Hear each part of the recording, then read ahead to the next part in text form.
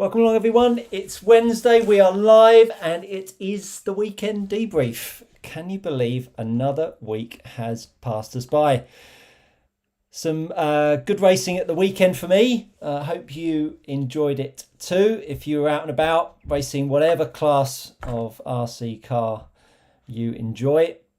I was Friday night. If you managed to catch the live stream, I was at SEMCC, Slough Model Car Club, with my buggy. First time in a while, first time since running at the Robin Hood National, which was good. Nice to get back indoors. I do like a bit of indoor buggy racing. The guys down there on a Friday night run from around 6 o'clock and do 3 rounds and a final, get loads of practice time as well. So go check them out on their Facebook page. Sam and his son Yasser and all of the SEMCC crowd runner Super Nights racing. Catch them or catch me this Friday. I'm going to be back down there racing my buggy and hopefully be as successful as I was last week. Managed to steal the A final with my little buggy, beating Yasser Mughal and of course little Oliver Natras. That was good fun. So stay tuned for more of that on Friday.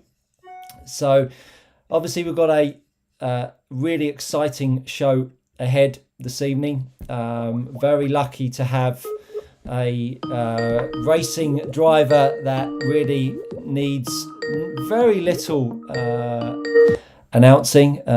Alex is a driver that has travelled around the world racing various on-road classes. He is an ambassador for our hobby, I believe. Hence why I called him the ambassador on my little show. It's great to have Alex Hagberg back on the show. Welcome along, Alex. Thanks, Stu. Thanks for having me on. How are you, sir? I'm doing great, thanks. Actually came back from the track and had a great day of practice at the little carpet track that we have here in Lisbon. So I've been running 12 scale today for the first time in several months and felt great.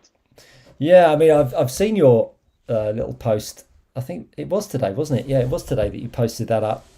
It looks a cracking little indoor track. That's in Portugal and not too far from you. Yeah, so the track is just 25 minutes away from me, and it's close to Lisbon, so pretty good location. It's quite small. It's a small track, short 7-second lap time, but it's better than nothing. It's a good opportunity to get a bit of running, so good stuff. And you were out and about with the new car. We'll talk about that later. Don't answer that question. Let's talk about what's just gone on. I mean, you've had the World Championships at Gubbio. I think that's how you pronounce it, down in Italy. It looked like when did you get there, Alex? What was the first day? Yeah, so I spent a total of 9 days in Italy. So we flew into Rome a few days before we actually set off to Gubbio. So we had a couple of days together as a team to practice at a different track in Rome, just to finalize some of the mechanical preparations and to just do a bit of running together as a team before heading to Gubbio. And we eventually went there 2 days later on the Tuesday and spent from Tuesday until Sunday in Gubbio for the event. And how many of you are in the team? I mean, this is a sort of a bit of a bone of contention with me. I mean, there is team and then there is team, isn't there? I mean, there's Martin, yourself, Bruno. How many others are in that tight-knit team, would you say, for the touring car? On this particular occasion, the core group of racers that went to test before the event in Rome, we were a total of 7 or 8 guys, which that sort of marks the most inner part of the team, the travel team, so to speak. Yep. And then there's obviously more team drivers, which they represented on a national level, for example. They may not go to all the international events, but that was the main core of the team that went testing before the event. And the guys and girls that are in the hardcore team. So let's say that there's 8 of them. Of those people, are they? They're not full time RCers, or are they? No, there's only 2 drivers that are paid to do this full time. That's myself and Bruno. All the other guys are sort of semi-professionals, you could say, because they get some reimbursements from X-Ray in terms of travel and the hotels and so on. So they also have regular day jobs, but they obviously spend a lot of time doing RC at the side of that. And that's 6 or 7 guys probably that get some expenses paid, but they're not paid to do this full time. And they're just taking a full week off work. How many of those, of the 7 or 8 in that team, how many times would they do something like this? I mean, they've got, obviously you've got the Worlds, you've got the Euros.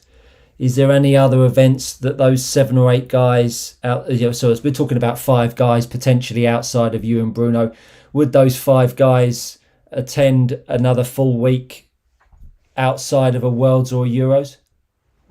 Oh, absolutely. There's a couple of the other drivers that they will go to several international events throughout the season. Depending on what kind of day job they have, they're able to get more or less time off work. Maybe they're students, or it's a little different for each individual, for each team driver, but somehow they're able to get time off to go to these events. And the World's obviously being very difficult because it's a full week. Like you said, you have to take a full week of work, and maybe even for some preparations before the race. So very time consuming, and it's a big commitment, not only in terms of money, but in terms of time. And we've talked about this before, testing and how you go about structuring that. I mean, when you've turned up that week or the 2 days before, is there a very clear and concise set of things that you want to test ahead of the week? I mean, are you, and I'm sort of don't want to answer the question before you get to it, but are you thinking about what the temperature is going to be like next week? Are you thinking about the conditions that are about to come to you, or are you still doing work with the X4, or a bit of both? Yeah, so the X4 platform has been out for almost a year now. So we're actually about to release the second version of the X4, which is the X4 2023. It's about to come out next month. So the development of the X4 is an ongoing process as we go. There's always things that we try to improve and parts that we try to change perhaps. But the last couple of months have mainly been about fine-tuning the setup for the Worlds. So we actually went to Gubbio not only once, but twice this summer to do our most extensive testing for the Worlds, to try and decide on a base setup for the team, to decide what parts to use on the car. And we went on 2 occasions to sort of have maybe different weather conditions, which we ended up having. One of the events turned out to be during really hot conditions, and the other ended up being under a bit cooler conditions. So the most extensive testing for the Worlds were done at those particular events. So you therefore turned up quite handily. If it's a bit chilly, if it's a bit hot, you can react to both sides. And so the testing that went on in Rome, what were you doing there? If you feel like you were already sort of semi-prepared ahead of the time, what were you doing at Rome? It was basically just to get a little bit of running together as a team, to sort of get our stuff perfectly prepared, maybe prepare a couple of Bodyshells, just some last minute preparations. And I wanted to double check a couple of things in terms of testing that I had tried back home, but I wanted to try it on a different track to see if it worked equally well or equally poorly at a different track. So just a few last minute preparations, so to speak. And anything stand out that there was either a pleasant surprise or a bit frustrating? Yeah, so when we came to the track in Rome before the event, it ended up being a bit lower grip than we expected. So we tested on that track for 2 days. The grip was pretty low. But actually at the Worlds, the grip ended up being on the low side as well, because not only did we have quite adverse weather conditions with rain, a bit of a storm, all sorts of things going on, and the grip levels were not very high. So actually some of the testing that we did in Rome was actually turned out to be quite useful for the Worlds itself. And so when you all turned out up there on the later that week, did you? I mean, Bruno. It sounds like Bruno hit the ground. Well, you both did. I mean, well, actually, you didn't have your best seeding, did you? Because you actually got seeded in a slightly lower heat. And that can. I'm interested to hear your thoughts on that, because that can be a bit of a double-edged sword. Because everyone sees. I mean, in that heat, I mean, they wouldn't be normally running with you. I wouldn't have thought. And they see your body shell come up in their wing mirror, and they're definitely not going to be trying to get in your way, are they? Whereas if you're in the top heat and someone sees your body shell coming up behind them, they might not be quite as quick to try and get out of the way as the guys in the lower heat. So how did that play out for you? First of all, why did you what caused you to get seeded in a lower heat? What was it with the car that didn't work out? Yeah, so the reseeding system that's in place at the IFMAR Worlds is the same that's used for most other international events.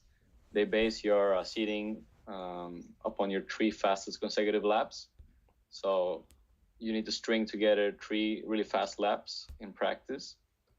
And I didn't, because I struggled a bit with the feel of the car, couldn't get comfortable, and the setup changes I made in the control practice didn't work out that well.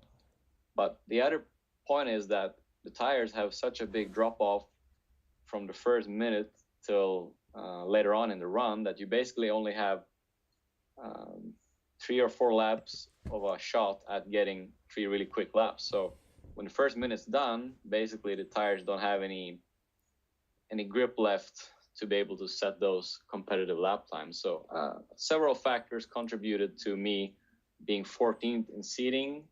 I was not alone out of the top drivers to have this problem. Ronald Volker, Michel Orlovsky, and a couple of others, big names, they also reseeded into the second fastest group. And so after you've done your seeding, then when you went into round 1 of qualifying, you qualified second, didn't you? Which was fantastic. I mean, coming out of the second from top heat to qualify second, that was a major step forwards for you. Yes, so I always said that historically, if you could choose to be at the bottom of the top group or at the top of the B group, I would usually choose to be in the top of the B group, and I'm going to explain why. And it was especially important at this race because we're not allowed to use tire warmers. The IFMA rules don't allow tire warmers. Really? Wow. Didn't know that. It's been like that for the last 3 Worlds, so we're accustomed to this rule. But especially this time in Gubbio, because it was not that warm, it was actually quite chilly at some points of the event. You really had to nail your warm-up lap to get a good temperature in your tires. So for example, starting first in your group compared to starting last could make a big difference to the tire performance on the first couple of laps, because obviously if you start last, you're going to be sitting on the grid for quite some time and the tires are going to cool down. Whereas if you start first in your group, you're going to have an advantage because the tires will be warmer still from your warm-up lap. And another factor which actually helped me, especially for Q1, was that we were running at 7 p.m. in the evening and it was getting dark. And we had better visibility in our group compared to the last group, which ran 7 minutes later than us. So they actually had more difficulties seeing their cars, whereas our group had a bit more daylight. So some advantages, some disadvantages to being in the B group. The next day, I think it was a disadvantage because the track was gradually improving throughout the day and got better for each run. So in that case, the top group had a better track, at least for Q2 and Q3. So yeah, interesting. And how different was Bruno's car to your car, Alex? in terms of setup? Typically, we tend to run quite similar setups. For this particular event, we ended up running a bit different setups because I would say mostly driving style related. He simply drives different to me, and especially on a high speed, fast track like this, I was more comfortable with actually a more aggressive setup than the setup that he had on his car. So different factors came into play, but we ran quite radically different setups at this event. That's interesting. And he went from going race paint into one can wonder, wasn't it? White paint shell, and he started running a different body shell. We've talked before with touring car and even 12 scale, and one of the reasons why you're not, and forgive me if I'm wrong here, but one of the reasons why you're not affiliated with one particular body shell manufacturer is because they change so quickly. You need that flexibility to use different shells. And I suppose Bruno switched shells. Was that to a different manufacturer, or was it same manufacturer, just a different type of shell? No, so it was the same type of shell, same manufacturer, just different mounting position. Gotcha. He had one of his shells were mounted further forward than the other one, I believe 2 millimeters difference. And he ended up preferring the single color one, the white one, which was mounted further back, if I'm not mistaken. And what's the relationship? I've never asked you this. What's the relationship with you and Bruno? Because clearly, I mean, he is an exceptionally talented driver, as are you. And it must get a bit frustrating that he kind of beats you, like, reasonably often, which is frustrating. How do you deal with that? It's a sensitive question, and I don't mean to be disparaging or disrespectful at all, Alex, because you're a master at your craft and you do this full time. But it would be the same in golfing terms, and I don't know how familiar you are with golf. You've got Phil Mickelson competing against Tiger Woods. Tiger Woods in his day, because of the generation that Phil Mickelson grows up in, he would have won a bunch more major championships if Tiger Woods hadn't been around. And so you are in the generation that Bruno, and I'm not suggesting Bruno is the Tiger Woods of RC racing, but you are matched up with someone that is clearly very talented and has got a lot of ability across two very different styles, right? I mean, one on road and one off road. How do you deal with that? Do you get frustrated by it? Do you manage to put it to the side and just get on and do your thing? What goes on with you on that one? Yeah, so having Bruno as a teammate is both a blessing and a curse, because clearly he's the best driver in the world, especially in touring car, and he's been so for several years, and we've been on the same team now for probably 7 years already. So I've been dealing with this situation for a long time, and when he first came to the team, it was extremely frustrating to see that somebody could be so fast and almost out of nowhere, it seemed. But on the other hand, it's good to have Bruno as a benchmark because he is the best. And if you compare yourself to him, it's pushing you forward. It makes me better. It makes me try to go faster and improve my setup, especially if I go practice with him.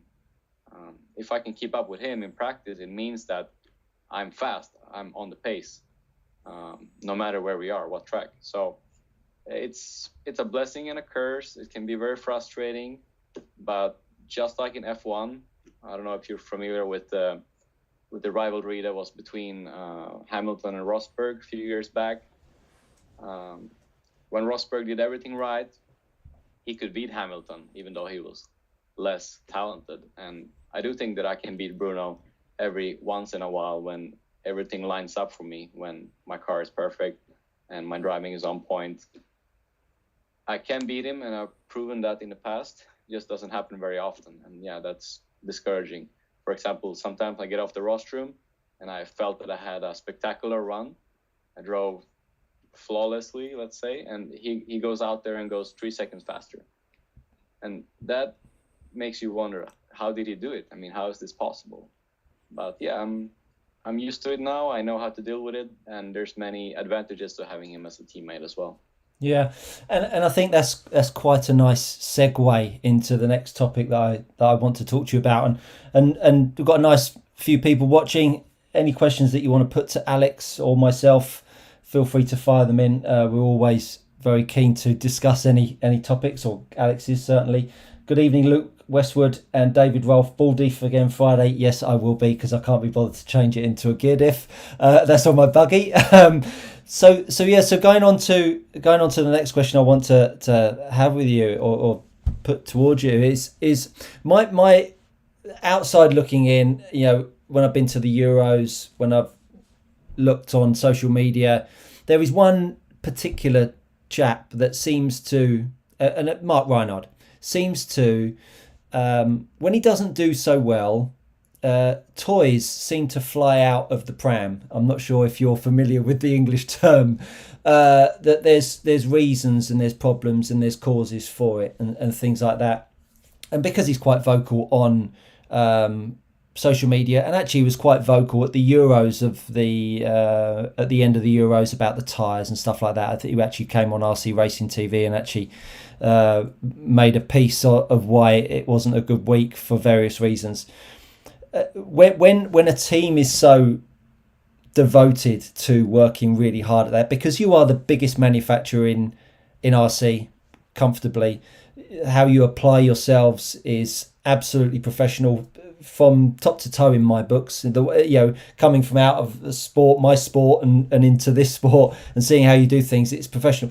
I think the problem is that it lays you open to people throwing pies at you and accusations. And I think something that you've just said there is that you've come off the rostrum thinking you've had an amazing run, and yet you've just seen Bruno take 3 seconds out of you.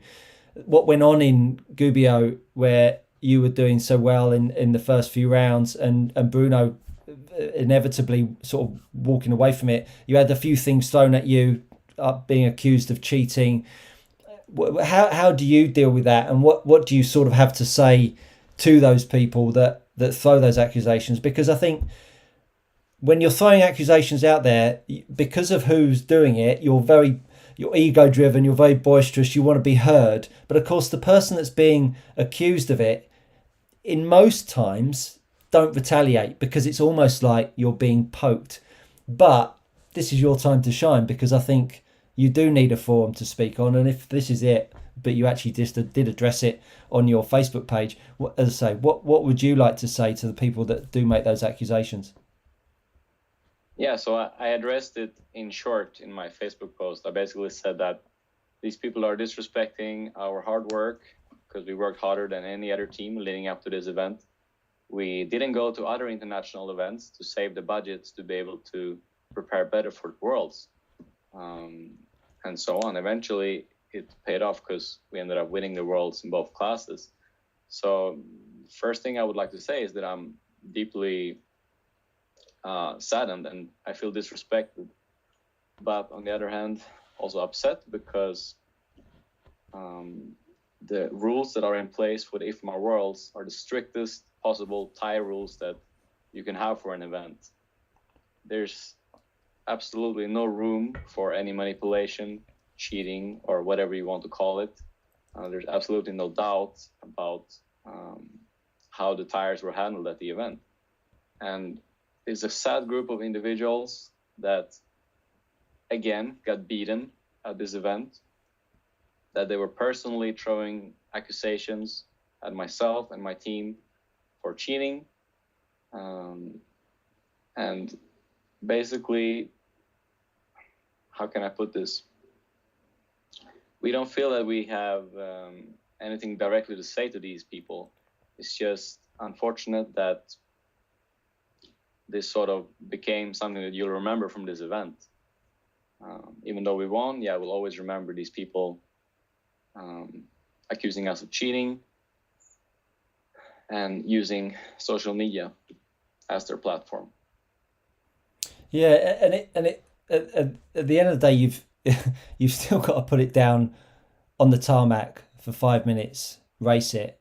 Even if the very worst case scenario is that there was underhandedness, you've still got to go and do it. But that is not up for debate, that there was any underhandedness. It's the minute you see individuals saying they're cheating, it's like the mindset that those individuals have clearly that they immediately think must be cheating. Well, maybe look at yourself, at what you've done in the past and how you go about your business, rather than actually when people are better than you. I think it's actually a bit more noble to say, hands up, you've been really quick there. Good on you. Well done. Great for the hobby.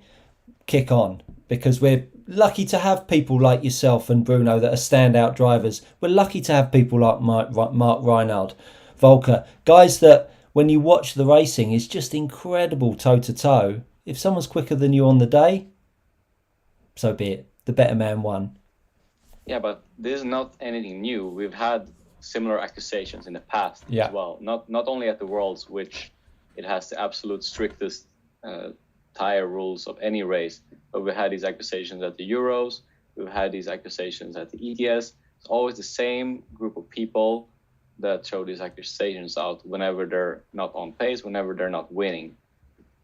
And sometimes you simply have to accept that you're just not fast enough. You didn't work hard enough, and people are better than you. And yes, it is possible that Bruno could beat us by 5 seconds. Max Verstappen wins F1 races with 20 seconds.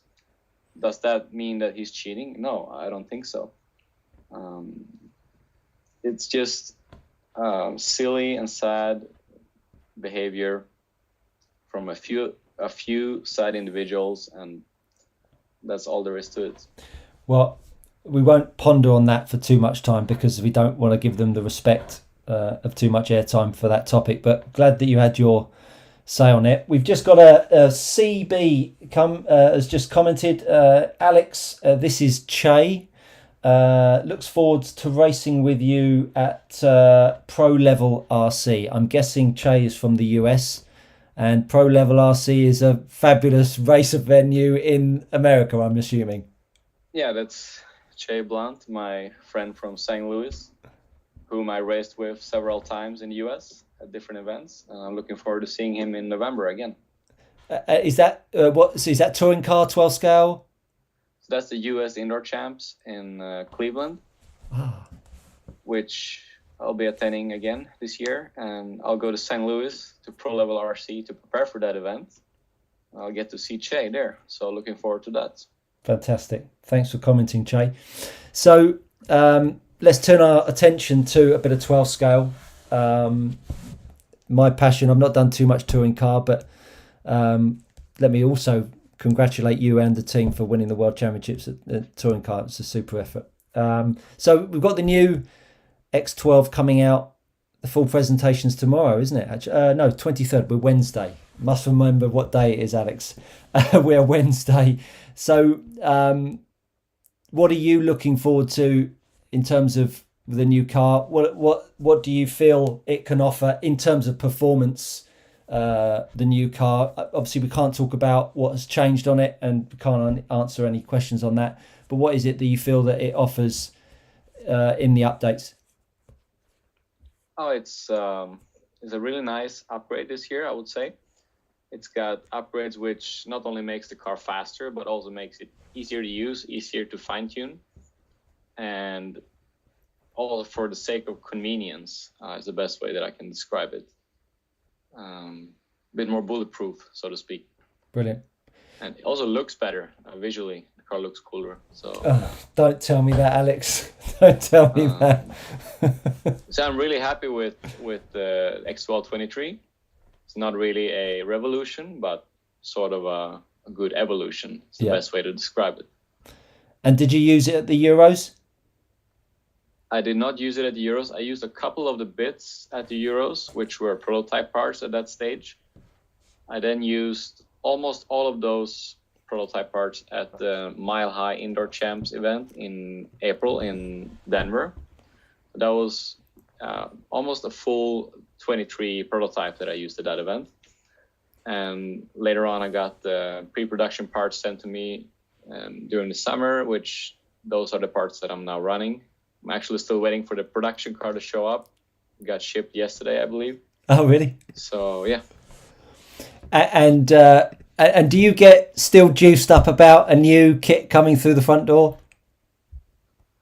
Oh, absolutely. I mean, a pre-production car is always a little bit worse than a production car in sort of in terms of fitment and sometimes looks as well. So to open up a full production version of a car is always exciting. And how many get sent to you? So I usually go through 2 kits per year. That's all I need for 12 scale, because I don't race that much 12 scale in a season, to be fair. It's probably 5 or 6 races at most. But actually in touring car it's no different. I usually use 2 or maximum 3 kits per year.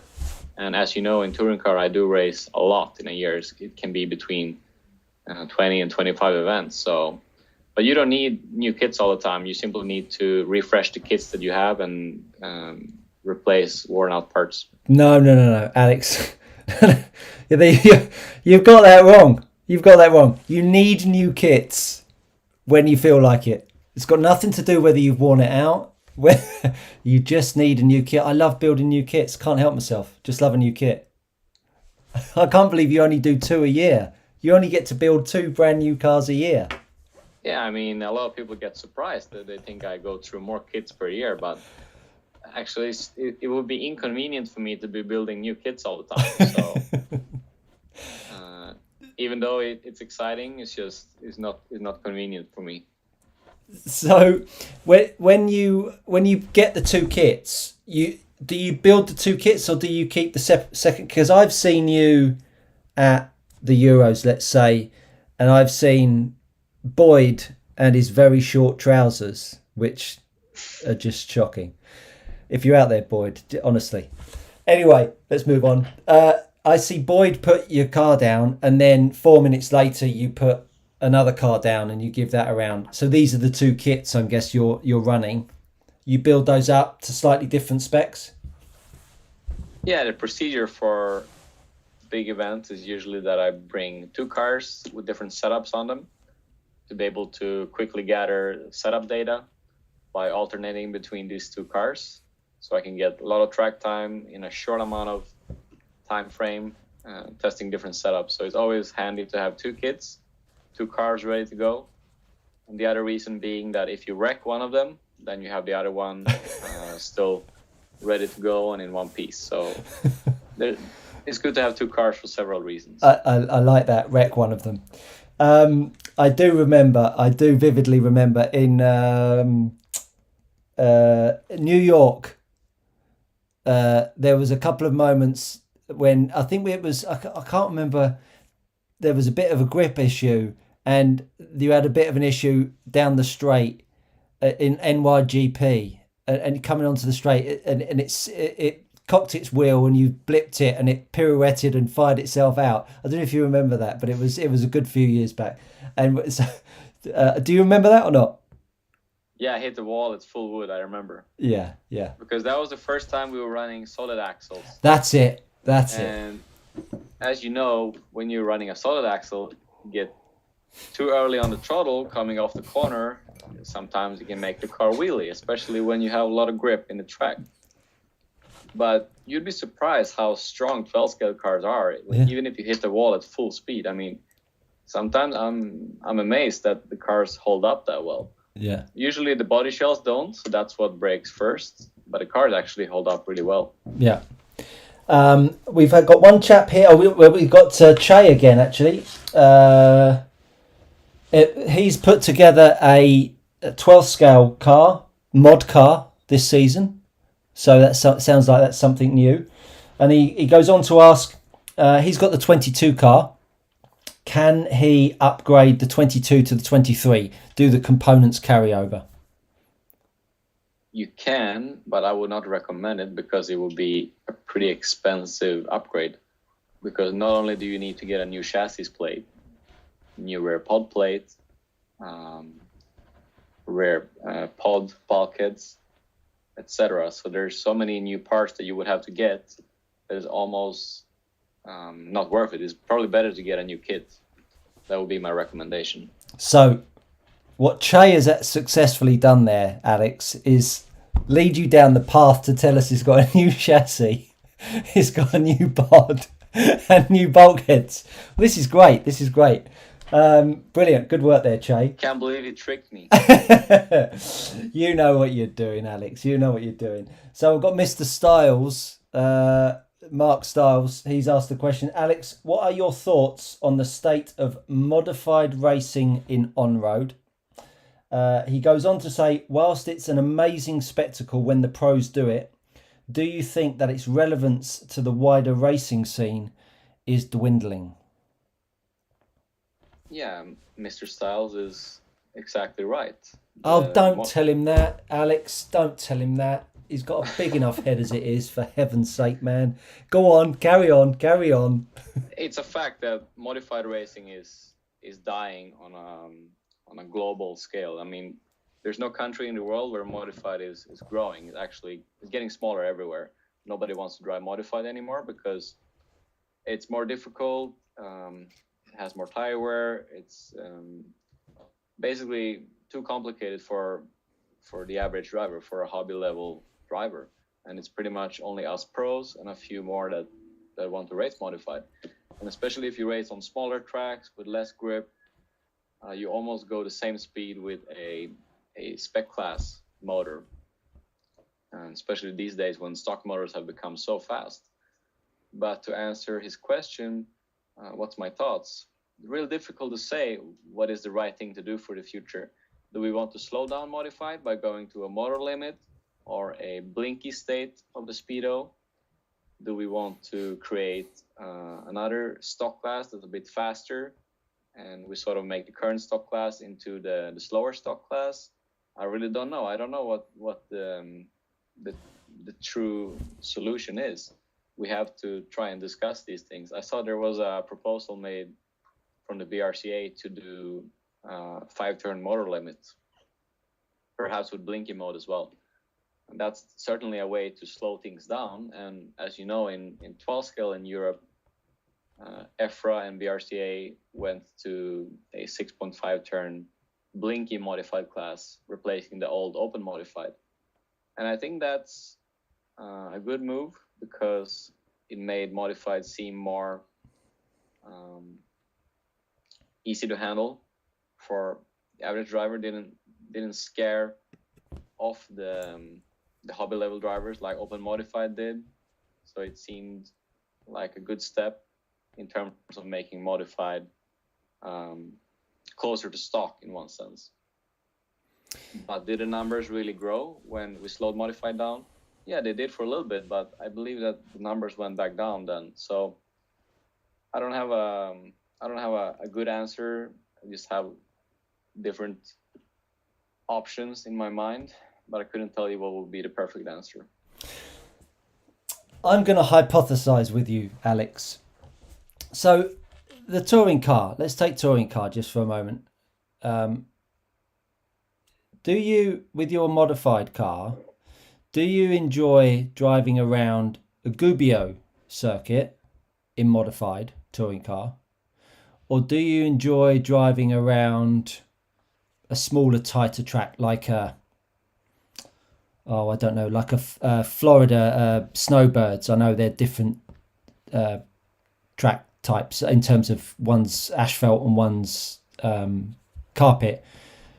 Do you think that the tight twisty is easier to drive than the wide open? Or do you find the wide open is easier to drive than the tight twisty? Because ultimately the car is reaching higher speed on the big open track compared to the smaller track. The car's not reaching a top speed, is it? So which one makes you feel like it's easier to drive, the wide open one or the small tight twisty one?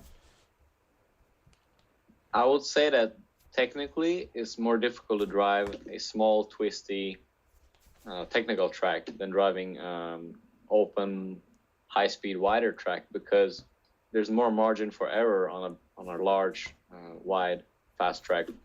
You can overshoot the corners a little bit with less consequences than if you would hit a board on a small technical track. The difficulty being that if you go off the track going at 100 kilometers per hour at a high-speed track, the consequences are more severe than if you tap a board on a small technical track. So they're difficult for different reasons, but technically, from a driving standpoint, the technical indoor track, the twisty indoor track, probably is more challenging. It's more challenging for hitting lines and going faster, but it's not more hazardous in terms of breaking cars and causing more expense. I just wonder whether, if actually we made our tight, like you look at the Worlds, which was in Milton Keynes for 12 scale, that was really tight and twisty and technical, wasn't it? And you were running modified there. Would that, getting a bunch of people running modified on a tight twisty track, actually encourage people to be better drivers for it than thinking modified, going big and going large?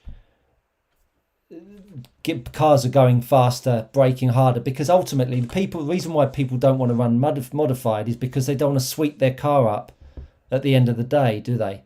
They don't want to have a crash and it be written off. I just wonder if we're going about it that tracks need to be smaller, tighter, twistier to make people and still run modified, still give them a chance, but actually slow them down. But yet they've still got all the horsepower still there. No, I mean, the bigger the tracks, the faster, the more open the layouts, the more forgiving it is to drive modified. And with most tracks being small, tight, and twisty, that will make people scared of running modified. I mean, for example, the local track that I mentioned earlier here in Lisbon, it's a 7-second lap time. It's basically impossible for me to run open modified on that track because it's so small. And I actually go the same speed or even faster with a 6.5 turn blinky. And maybe that answers your question. Yeah. I mean, I'm going to be doing modified at. We'll come on to talk about it in a bit. The MB Models event, and I'm going to be doing modified at Masters of Foam, and I'll be doing modified. Hopefully, I'm going to try and get out to NYGP, and hopefully go to the Worlds next year and do modified. And so I'm taking the plunge of modified, and I'm trying to push it at the GP at MB Models. I just think that with the way the new cars are, and how much more robust they are, I just think people need to start giving them another chance, because I think from the yesteryear of tapping a barrier, and I have to say, I have to go back over it, that I remember being at the Hoodie Arena and watching Lewis Parker bash his Schumacher E4 around, which is the evolution of where 12 scale has gone, the more robust car.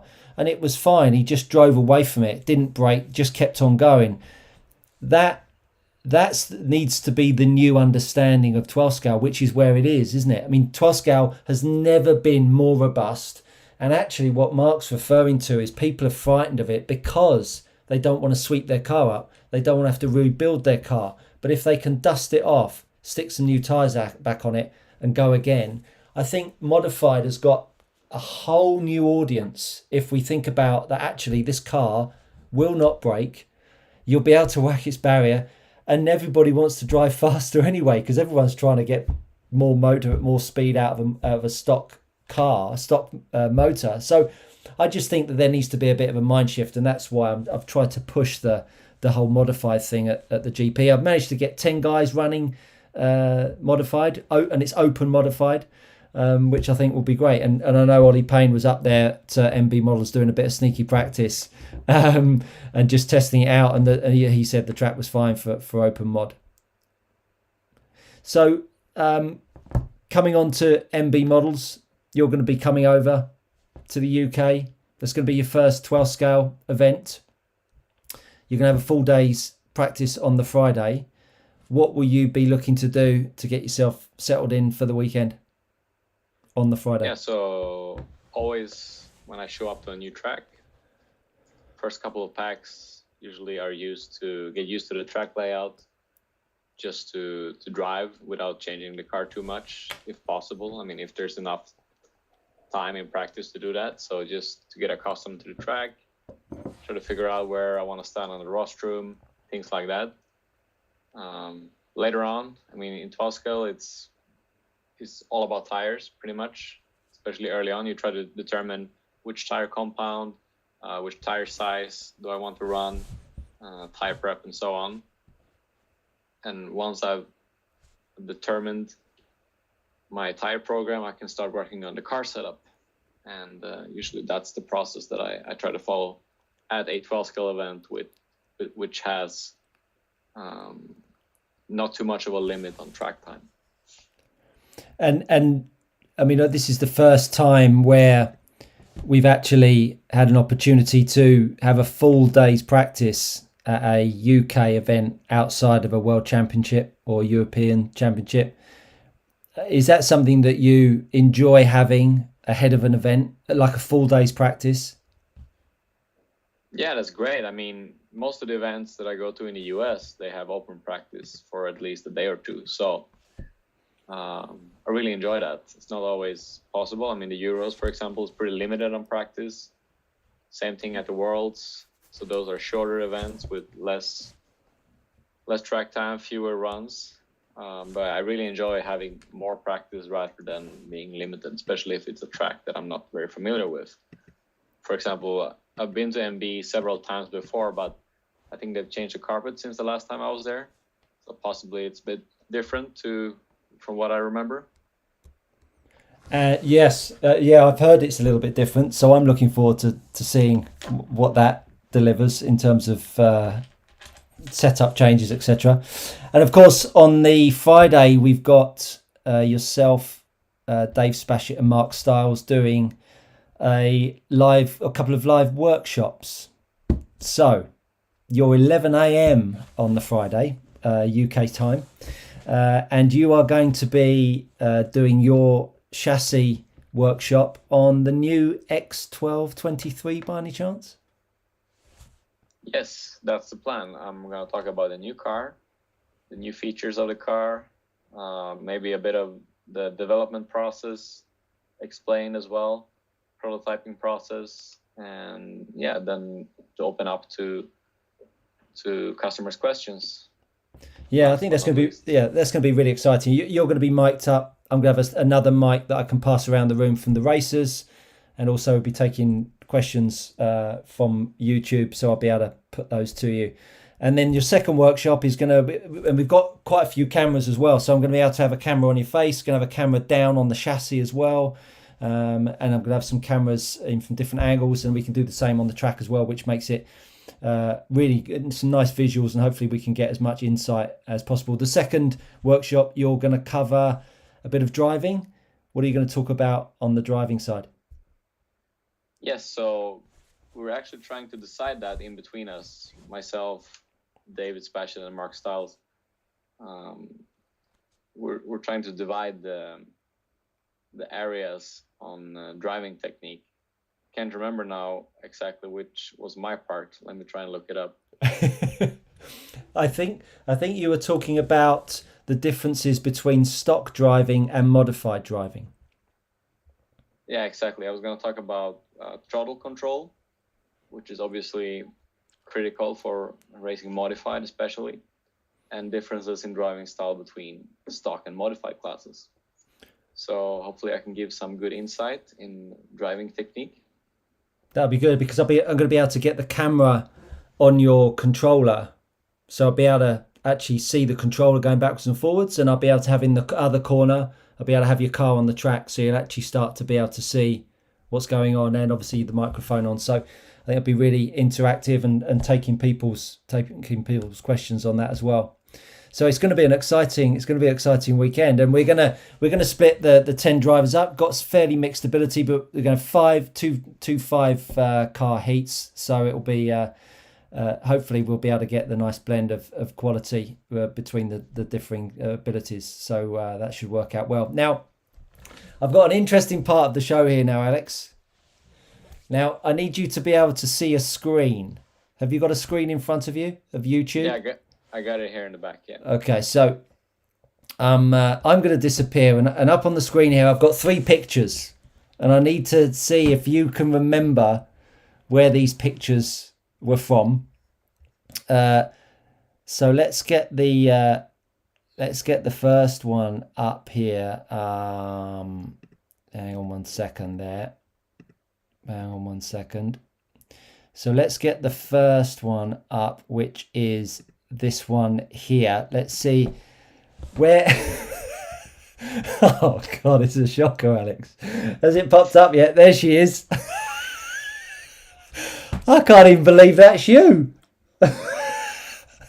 So you look a very different man there, Alex. I've got to tell you, you look a very different man. That's an official Hobby Wing promotional picture. Okay. When was that? 19. I mean, the track in the background is the one from the China Worlds 2016. But the picture that they Photoshop into the track, that's me in my bedroom in the UK a few years ago. A few years ago. I'm sorry, I'm not having that. That's a few years ago.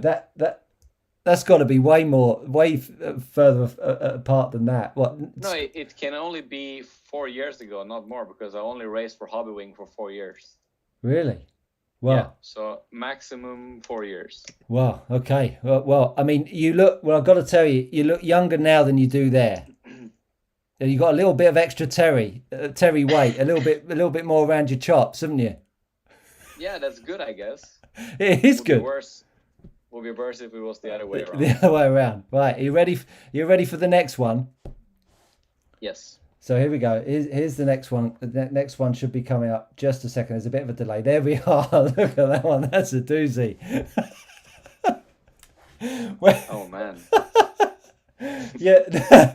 Oh, Alex. Don't let the wife see this, or she might walk out the door. This was long before I met my wife. This is the 2009 Nordic Championships in Gothenburg. No, hang on. This is the EFRA GP the same year, 2009. EFRA GP at the West 8th track in Gothenburg, June of 2009. That's very good. That's very good. And obviously outdoor racing.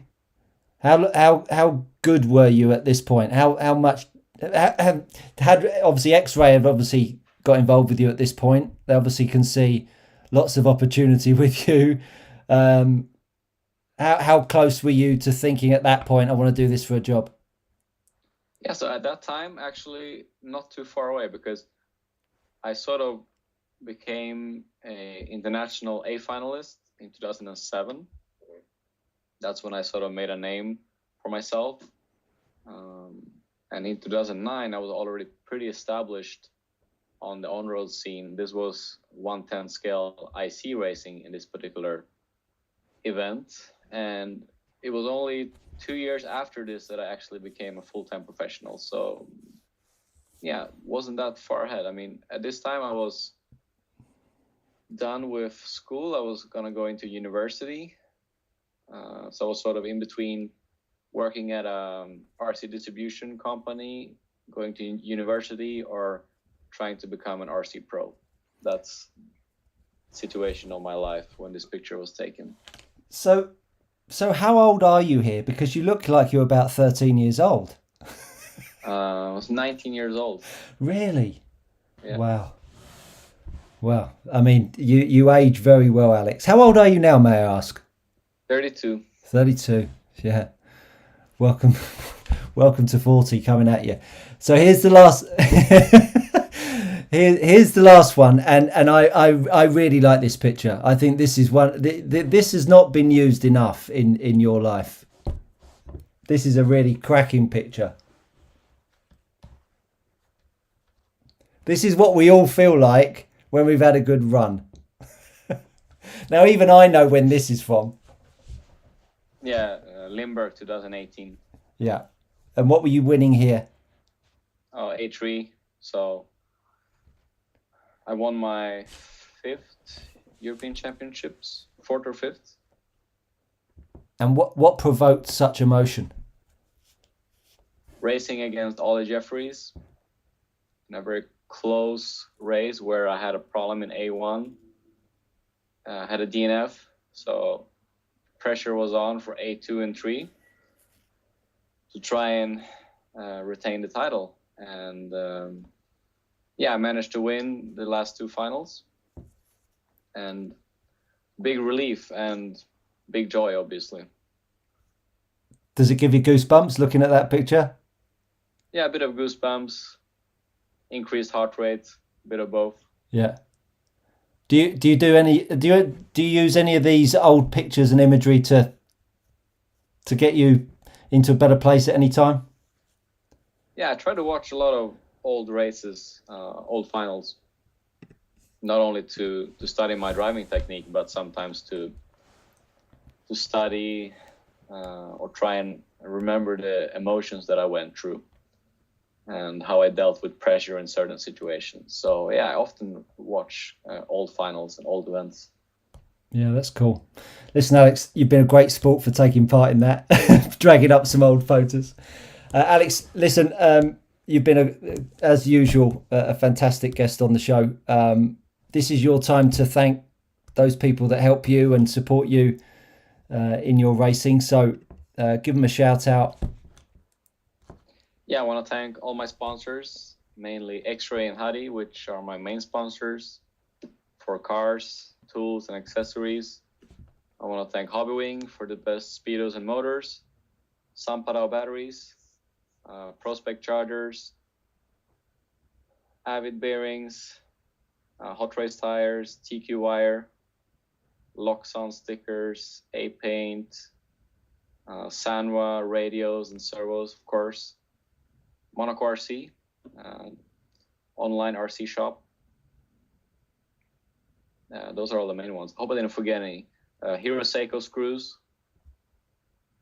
Yeah, there's a few there. There's a few there. Look, you thank everyone, and you're eternally grateful for all of their support, and they must be absolutely ecstatic to have you representing them on a regular basis. Alex, big thanks as ever for coming on the show, and I really look forward to seeing you next week, next Friday.